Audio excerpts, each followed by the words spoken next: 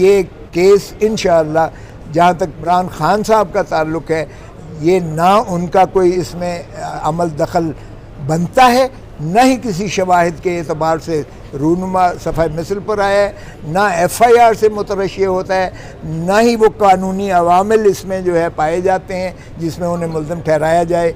और मेरे ख़्याल में इससे बड़ी अता तारड़ और प्राइम मिनिस्टर शहबाज शरीफ को माजरत पब्लिकली माफ़ी मांगनी चाहिए कि उसका नाम इन्होंने पहले दिन क्यों मुश्तहरी करके एक कत्ल जैसे संगीन इल्ज़ाम में इनका नाम इस तरह कर दिया गया।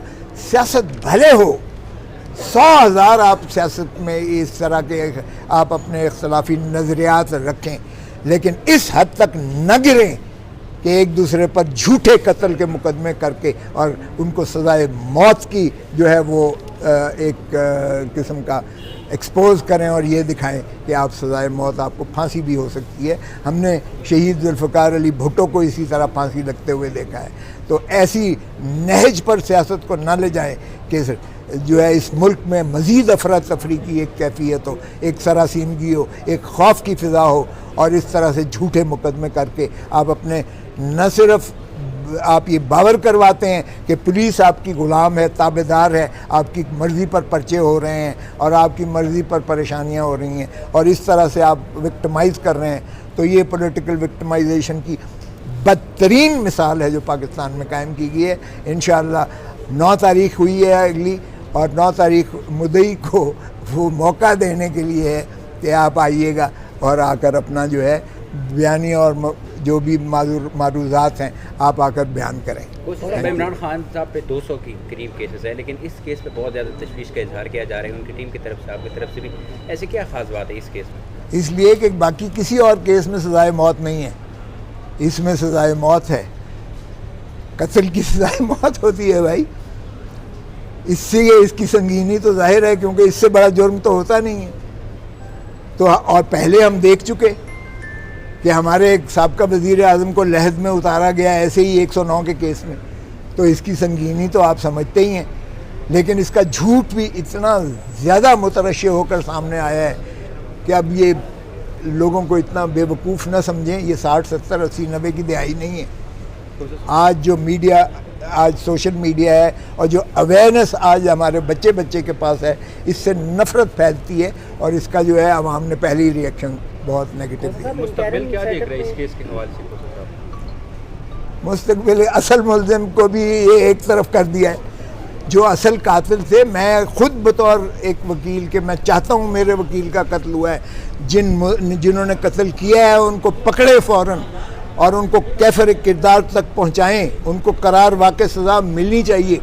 लेकिन अगर आप इस तरह से सियासी उसको रंग दे देते हैं तो असल भी बच जाते हैं। हमने ये देखा है, मेरे 50 साल के तजर्बे में यही है कि जब आप झूठा केस दर्ज करवाते हैं तो असल कातिल भी उनको फ़ायदा होता है। सब इंटरिम गवर्नमेंट में जो केयर टेकर प्राइम मिनिस्टर के तौर पर इसहाक डार साहब का नाम लिया जा रहा है, आइन और कानून की हदूदों की तय करता है इस हवाले से कि एक पार्टी का रिप्रेजेंटेटिव इस ओहदे पर बैठ सकता है? सर जी बिल्कुल भी नहीं हो सकता, लेकिन इस मुल्क को तो सरजमीन बेआइन बना दिया गया है।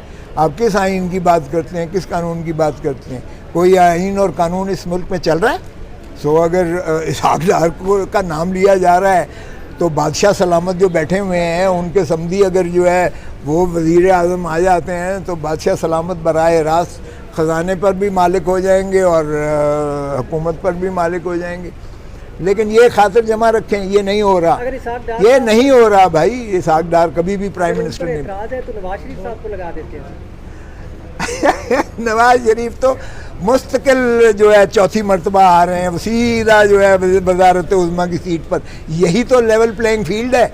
इमरान को नीचे उतारो या अंदर कर दो या लहद में उतार दो, और बादशाह सलामत को सीधा वज़ीर आज़म के घर पे ले आओ। जिस तरह सीधा इसहाक डार को मफरूरी से लाकर आपने वज़ीर कानून बना दिया, इसी तरह सीधा एक सज़ा याफ्ता मफरूर को लाकर वज़ारत उज़्मा की कुर्सी पे बिठा दो। ये है लेवल प्लेइंग फील्ड। सर अब ये शोशा छोड़ा जा रहा है इसहाक डार के हवाले से, या कोई इन्फॉर्मेशन बेस पे आप कह रहे हैं कि नहीं हो रहा है? ये 100% शोशा है, और इसलिए कि ना आइन में इसकी कोई गुंजाइश है, ना कानून में इसकी कोई गुंजाइश है। केयर टेकर का मतलब ये होता है कि एक गैर जानिबदार शख्स को बनाया जाए जो किसी पार्टी से बड़ा वाज़े तौर पर वाबस्ता ना हो, और फिर वो इलेक्शन नहीं लड़ सकता, केयर टेकर नहीं लड़ सकता। तो इसहाक डार तो भाई उनका सबसे बड़ा वो पुरजा हथियार है, उसको तो वो कहाँ से, यहाँ तो रौला पड़ा हुआ है क्योंकि वजारत खारजा अब जो बंदर बांट हो रही है कि वज़ीर आज़म फलाना अगला होगा और फलाना जो है वज़ीर खारजा होगा और फलाना पता नहीं क्या क्या होगा, ये जो बंदर बांट हो रही है, अगरचे ये होना नहीं है लेकिन कहने में क्या हर्ज है, खुशफहमी में क्या हर्ज है। सो इसलिए ये नहीं होगा और ना हो सकता है, ना ये होने जा रहा है। बाकी इलेक्शन नहीं लड़ सकेंगे या सरकारी ओहदा नहीं ले सकेंगे, दोनों चीज़ें नहीं ले सकते। इलेक्शन कमीशन क्या कार्रवाई कर सकता है अगर Ishaq Dar as caretaker prime minister बन सके तो? वो पहले तो भाई क्या कीड़े मकोड़े समझते हो आवाम को, कौन तस्लीम करेगा ऐसे फैसले को?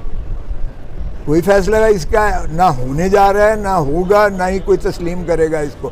और इलेक्शन कमीशन जो है बिल्कुल इसको मुस्तरद करेगा, इसलिए कि अगर तो राजा रियाज जो उनका अपना है और शहबाज शरीफ आपस में जो है वो करके कर देते हैं तो फिर भी ये चैलेंज हो जाएगा और कोई भी अदालत इसको जो है सस्टेन नहीं करेगी है। लेकिन ये होगा नहीं, इसलिए कि इनके हाथ में कुछ भी नहीं है, कुछ भी नहीं है। जो ये खुद बातें कर रहे हैं कि फ़लाँ केयर टेकर होगा तो फ़लाँ केयर टेकर होगा, यकीन करो इनके हाथों में कुछ नहीं है, टेक्नोक्रेट सेटअप आ रहा है।